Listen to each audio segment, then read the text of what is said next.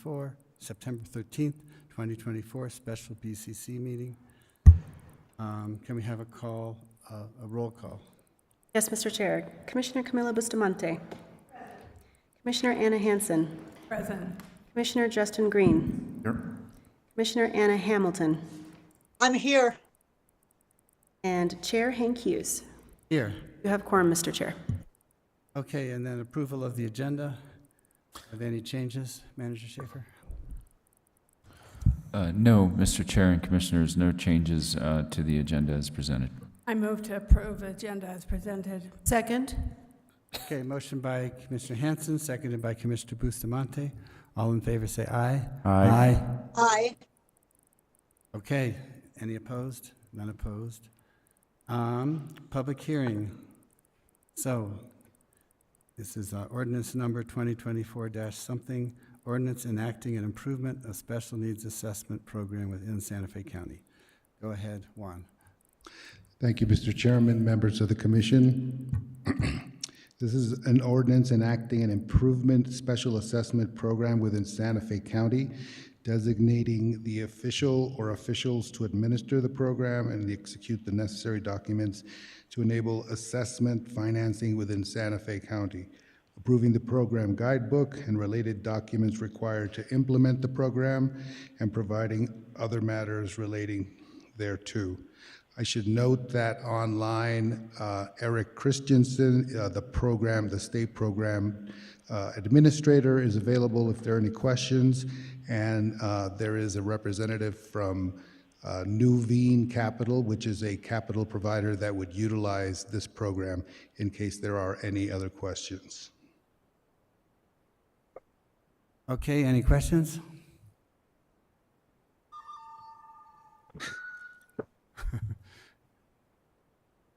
I'll ask Green? questions later if, or whatever, if we, You want to go to public hearing first? let's do it, yep. All right. You didn't have any comments? Okay. Public hearing, is anybody in the room here to make a comment? And is there anyone online to make a comment? Mr. Chair, I don't see anybody online indicating that they'd like to speak. Okay, so we close the public hearing and on to the questions from the commission. Thank you, Mr. Chair. Thank you, Juan.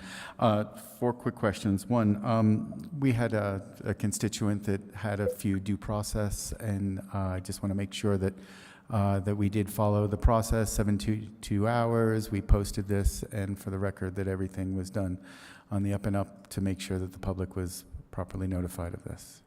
Mr. Chairman, Commissioner, that is my understanding, that all the processes and all the legal requirements were followed with respect to bringing this matter forward and with respect to consideration of the matter under the provisions to enact it, to have it effective immediate. And you don't have to only say that. It looks like the lawyer behind you wants to come and take the mic from you, so thank you. Yeah, give us more detail. Yes, thank you, Commissioner Green, Commissioners. I just wanted to provide the detail to ensure that these requirements were met. On August 27, 2024, we met and there was a presentation. At that point, we set this public hearing for today, September 13th, 2024. On August 30th, we published notice according to the law in the Albuquerque Journal. The proof was submitted with packet material. That was more than 14 days before this hearing as required. Public comment ran through yesterday at 5 p.m. A couple public comments to address. One was that the wrong address was listed in the journal. That's factually not true. The notice in the journal in 2 different places mentions 102 Grant and specifically mentions the BCC Chambers. Secondly, that the testimony, as characterized as testimony by Mr. Bain, should have been listed on the agenda at the previous meeting. That was public comment allowed by the chair in his discretion, out of order. That was not testimony until that was perfectly acceptable. 3, that the Well, so there's a complaint that the commission has not declared as required for the effective immediate date, but that would be the declaration today. That was not a declaration on the 27th, since it wasn't being affected that day. The vote is today. And then finally, the publishing of board action. The publishing that went out was in the Albuquerque Journal. That did comply with the law, and that did state today's date, time, and place. Finally, I just wanted to make a couple last points on this regarding legal view on this. So as we discussed last time, the options for the timeline of the ordinance, generally it's approved, recorded. After 30 days pass, the ordinance takes effect. There is an exception under section 4-37-9C state law when a board of county commissioners declares that it is necessary for the public peace, health, and safety that an ordinance take effect immediately after passage. The ordinance shall take effect when it's recorded by the county for that purpose and authenticated by the signature of the county clerk. What's important to keep in mind, this is not an emergency provision. This is a declaration by the board, which would occur today. And it's stated in the ordinance, the proposed ordinance, that it's necessary for the public peace, health, and safety. The determination of whether it's necessary for the public peace, health, and safety is that of the commissioners. Historically, courts are deferential to the legislative bodies in their determinations.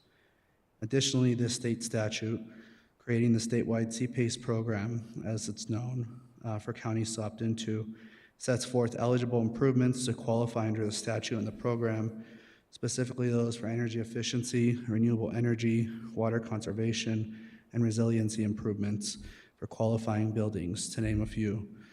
Oftentimes, if not most of the time, these improvements affect the public peace, health, and safety of the community.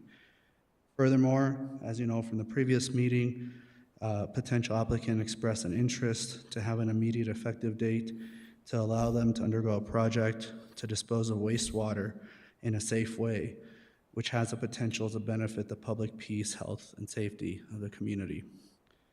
Finally, one of the last points made in public comment was that the memo submitted in preparation for the August 27th meeting and for this special meeting provided options to the commission and explained the commission's options as far as the effective date. It is important that we deal with facts as opposed to any speculation, and these are the facts. Thank you. Thank you for going through them. Thanks. Okay, probably back to Juan at this point. Want to be clear, there's no cost to the county with this program. This is just a mechanism that we adopt. Mr. Commissioner, Mr. Chairman, that is correct. There is no cost to the county. The county is merely a party to agreeing to the lien. The financial transaction is between the two private parties, the capital provider and the property owner, and the county is not liable for any aspect of their agreement. This mechanism goes through the county assessor, and that's pretty much the process. The process is that the lien is recorded by the county clerk, and then the funds are collected on a regular basis through the private capital provider. So it doesn't even go through the the Santa Fe County treasurer. Correct. There's no requirement for the treasurer to segregate the funds or to collect the funds. It's strictly a private entity arrangement. Interesting. Okay. And there's no risk to the county. This is not something that we are liable for anything. Should this, any case of this be utilized, we wouldn't be on the hook for anything. Mr. Chairman, Mr. Commissioner, that is correct. The county is not a party to the agreement other than to allowing the lien on the property. Okay. And then last question, when and if changes to the administrator or to any of the people detailed in this ordinance, if those changes come up, do we have to come and adopt an amendment to the ordinance? Mr. Chairman, Mr. Commissioner, that would be correct. If there are any program changes that happen at the state level, then we would come back to this body for consideration of those changes. And so the administrator is chosen by the state. It's not, we have no play in that, and we would just, if that administrator sells or does something that changes that, that would have to go through the state and then back to us. Mr. Chairman, Commissioners, that is correct, and the administrator is online in case you have specific questions, but that is my understanding. Okay, great. I think those are all my questions for now. Thank you. Any other questions? I just have, oh, go ahead. Hanson. I'd make a motion to, No, let me ask my question. oh, I'm sorry, I apologize. I wanted to know what the benefit is to the capital company to do this, why they're willing to give a lower interest rate. And it's okay if you don't really know, but I just find it strange. Mr. Chairman, members of the commission, by virtue of having a direct access to the property via a lien, it gives a very straightforward right of property. So it would be very easy to take that property if the note holder didn't pay. It's a very straightforward process as opposed to through banking mechanisms that are be more convoluted. So having a lien position allows a capital provider to immediately affect any property rights that they have directly without a convoluted legal process. And again, the administrator is online for specific details, and I think the capital provider is also available for questions on that point. Oh, that makes sense, that it would be a better interest rate if they have a better position in the lien. Commissioner Bustamante? Thank you. And just to clarify, because I think I heard the answer in your previous answer to Commissioner Green, is there any enforcement or accountability that the county has to follow up on, or would it just be the recognition of the lien? Commissioner Bustamante and Mr. Chairman, it's strictly an agreement between the two private parties, the capital provider and the property owner, and the county is not a party to that agreement. Thank you. Thank you. Mr. Green? Thank you very much. Can I just make sure that the effective date is stated in this, or is there something that we have to do in our motion here? Commissioner Green, Commissioners, the effective date is stated in the ordinance.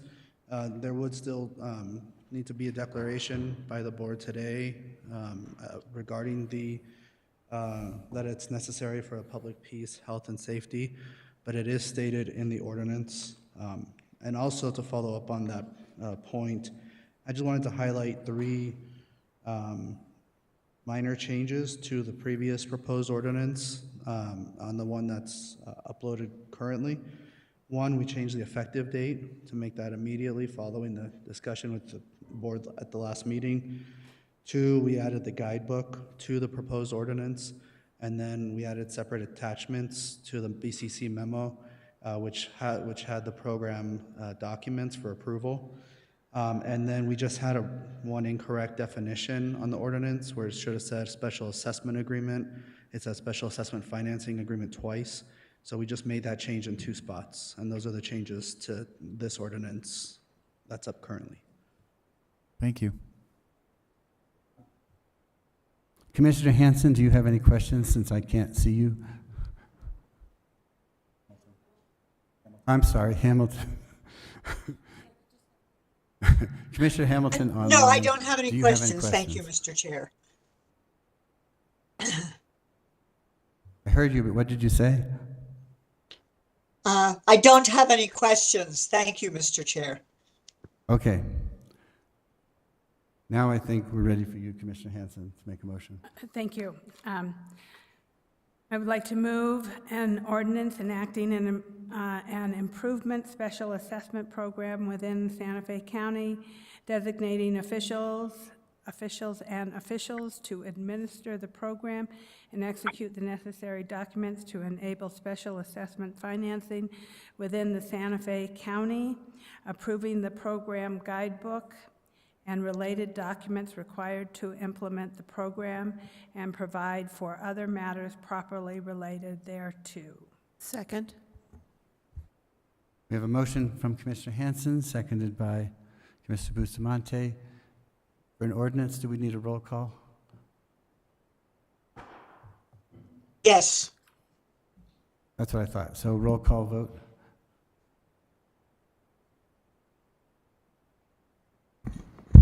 Commissioner Camila Bustamante, Yes.